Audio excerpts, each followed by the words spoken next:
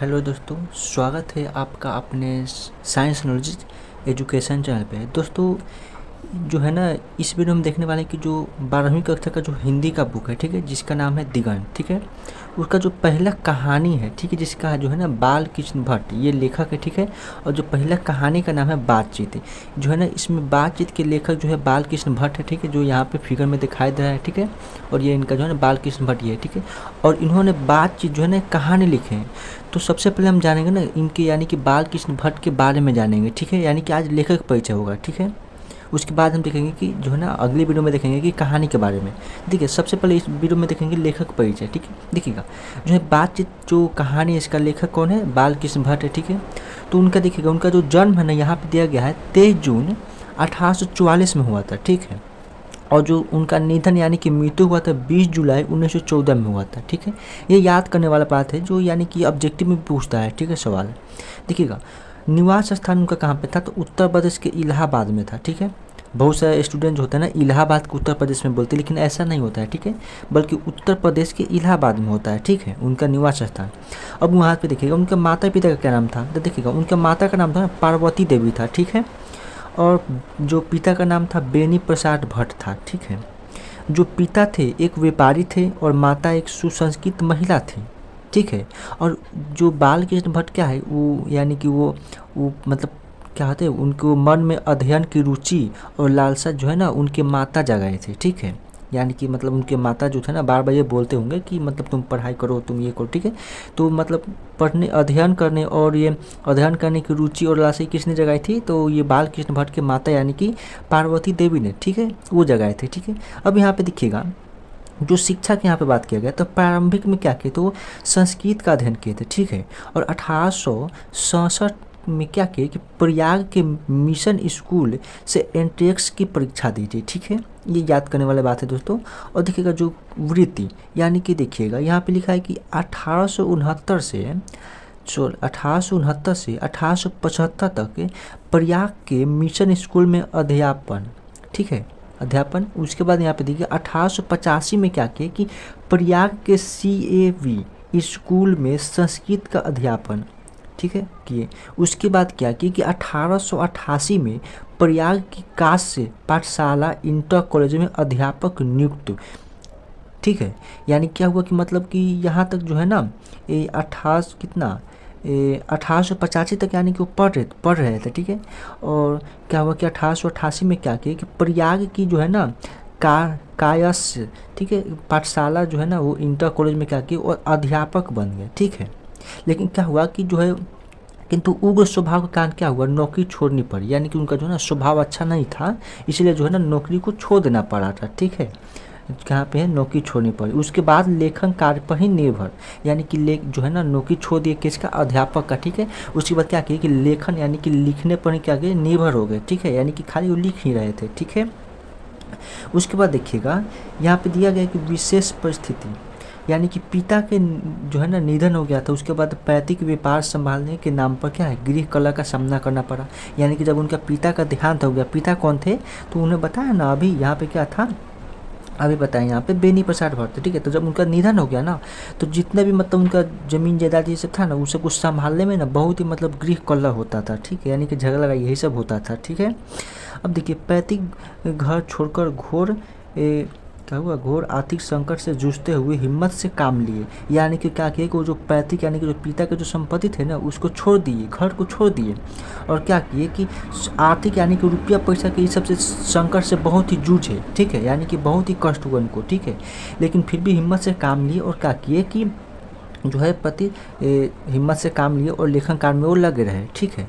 तो जो है ना ये हो गया। और इनका अब आगे देखिएगा, आगे कहा गया है कि रचनात्मक सक्रियता यानी कि भारतेंदु हरिश्चंद्र की प्रेरणा से हिंदी वर्धनी सभा प्रयाग की ओर से 1887 में हिंदी प्रदीप नामक मासिक पत्र निकालना प्रारंभ किए।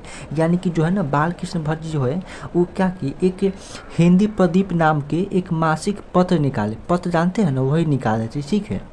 अब वो मतलब किसके कहने पर, तो क्या किए कि देखिए यहाँ पे लिखा है कि भारतेंदु हरिश्चंद्र की प्रेरणा से, ठीक है, भारतेंदु हरिश्चंद्र की प्रेरणा से, यानी कि उन्होंने प्रेरणा दी और उसके लिए क्या किया कि हिंदी वर्धनी सभा प्रयाग की ओर से, ठीक है, हिंदी वर्धनी सभा प्रयाग की ओर से क्या की कि 1887 में हिंदी प्रदीप नाम के मासिक पत्र निकाले, ठीक है।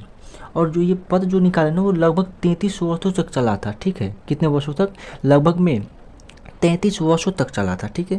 और यहाँ पे देखिए इसमें नियमित रूप से सामाजिक, साहित्य, नैतिक, राजनीतिक विषयों पर निबंध लिखते रहे, यानी कि जो इसमें जो पत्र निकाले ना उसमें क्या किए कि नियमित रूप से, यानी कि पत्र क्या करते थे कि सामाजिक, साहित्यिक, नैतिक, राजनीतिक विषयों पर क्या कर निबंध लिख रहे थे, ठीक है। उसके बाद देखिएगा 1881 में वेदों की युक्तिपूर्ण, ठीक है, समीक्षा की, योद्धे की युक्तिपूर्ण समीक्षा किए। उसके बाद यहाँ पे देखिए 1886 में लाला श्रीनिवास दास के संयुक्ता स्वयंवर की कठोर आलोचना की। अब यह जो है ना बहुत स्टूडेंट को पता नहीं चलता है कि इसका मतलब क्या होता है। इसका मतलब जो है ना कि श्रीनिवास दास जो थे उनका एक क्या था, उन्होंने एक रचना लिखे थे, ठीक है, यानी कि उनका नाम क्या था, संयुक्ता स्वयंवर, जो 1886 में लिखे थे। और इसका आलोचना कौन किए थे, ठीक है, तो इसका आलोचना जो है ना बाल कृष्ण भट्ट ने किए थे। काफ़ी स्टूडेंट ये याद कर लेते हैं कि जो है संयुक्ता स्वयंवर किसकी रचना है, तो बाल कृष्ण भट्ट की, लेकिन किसकी है, तो रियल में किसकी है, वो जो है श्रीनिवास दास की है, ठीक है। उसका आलोचना किए थे बाल कृष्ण भट्ट ने, ठीक है, ये याद रखिएगा। अब देखिएगा यहाँ पे आगे लिखा गया है, देखिएगा आगे लिखा है कि जीवन के अंतिम दिन में हिंदी शब्दकोश के संपादन के लिए श्याम सुंदर दास द्वारा क्या किया कि काशी आमंत्रित किए गए, ठीक है, यानी कि क्या किया कि जो मतलब अंतिम दिनों करने का मतलब कि जब जैसे होता है ना कि मृत्यु का मतलब ढेर उम्र हो गया था, ठीक है, तो उसी में क्या किए कि मतलब जो है काशी में आमंत्रित किए गए, यानी कि काशी से आमंत्रण आया था, ठीक है। काहे ला आया था, तो जो आया था ना कि हिंदी शब्दकोश के संपादन करने के लिए आया था, ठीक है। और कौन बुलाया था, आमंत्रित कौन किया था, श्याम सुंदर दास किए थे, ठीक है, श्याम सुंदर दास किए थे। लेकिन क्या हुआ कि उनका व्यवहार अच्छा नहीं था, किनका, बाल कृष्ण भट्ट का, क्योंकि उनको पहले से ही एक नौकरी छोड़ना पड़ा था और फिर भी व्यवहार में चेंजिंग नहीं हुआ, ठीक है। तो क्या हुआ कि फिर भी तो व्यवहार अच्छा नहीं था, इसीलिए वो क्या हो गया, वो अलग हो गया, यानी कि वो हिंदी शब्दकोश का संपादन नहीं किए, ठीक है। समझ में आया होगा भी, ठीक है दोस्तों। अब यहाँ पे देखिएगा हम थोड़ा सा आगे चलते हैं। ये सब लेखक परिचय ये सब जो है ना इम्पोर्टेंट है, ये सब जो याद करने वाला चीज़ है, ठीक है।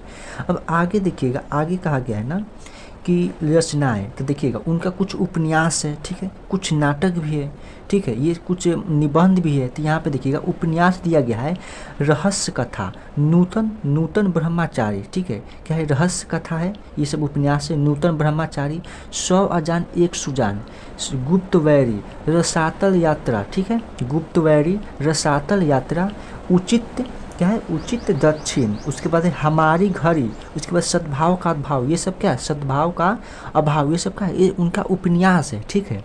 अब यहाँ पे देखिएगा उनका कुछ नाटक भी है, यानी कि पद्मावती है, ठीक है, किरातार्जुनीय है, वेणी संहार है, ठीक है, शिशुपाल है, वह शिशुपाल वध है, ठीक है। उसके बाद देखिएगा नल दमयंती कहिए या दमयंती स्वयंवर कहिए, ठीक है। अब पूछेगा कि नल दमयंती को और क्या कहा जाता है, तो ठीक है, तो क्या कहा जाता है, तो दमयंती स्वयंवर कहा जाता है, ठीक है, ये भी पूछता है, ठीक है।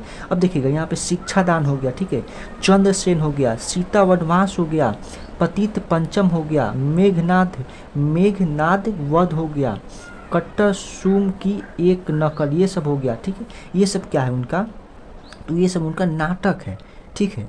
अब यहाँ पे देखिएगा आगे दिया गया है कि उनका जो है ना उनका क्या है, उनका प्रहसन है, ठीक है, प्रहसन भी है।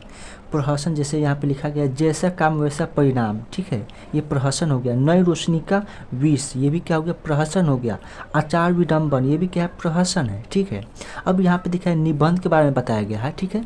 यहाँ पे देखिएगा ये नाटक हो गया आपको, ठीक है, देखिएगा ये निबंध के बारे में होगा कि 100-1000 से जो है ना अधिक उनका निबंध प्रकाशित हो चुका है, लेकिन इनमें से 100 से ज़्यादा ना बहुत ही महत्वपूर्ण है, यानी कि 100 को आसपास जो है वो बहुत ही महत्वपूर्ण है, ठीक है।